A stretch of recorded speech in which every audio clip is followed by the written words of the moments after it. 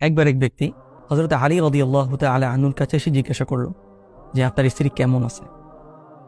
তখন আলী রাদিয়াল্লাহু তাআলা আনহু উত্তর দিলেন, তোমাকে হত্যা করা যদি আমার জন্য বৈধ হতো তাহলে আমি তরবারি দিয়ে তোমার মাথা আলাদা করে ফেলতাম। আরেকবার এক মুশরিক তার উটটিকে জবাই করে দিল।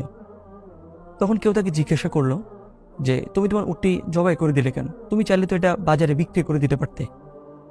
তখন মুশরিকটি বলল, দেখো, এই উটটির উপর আমার ঘরের মহিলারা বসেছে, আমি চাইলে এটা বাজারে বিক্রি করে দিতে পারি, কিন্তু তখন একজন পুরুষ এই উটের উপর বসবে, এটা আমার সহ্য হবে না, তাই আমি এই উটে রাখবো না।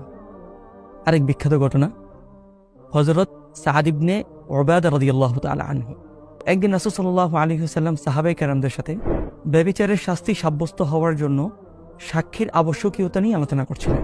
তখন সাদ ইবনে উবাদা রাদিয়াল্লাহু তাআলা আনহু বললেন যে আমি আমার স্ত্রীকে আপত্তিকর অবস্থায় একজন পুরুষের সাথে দেখব,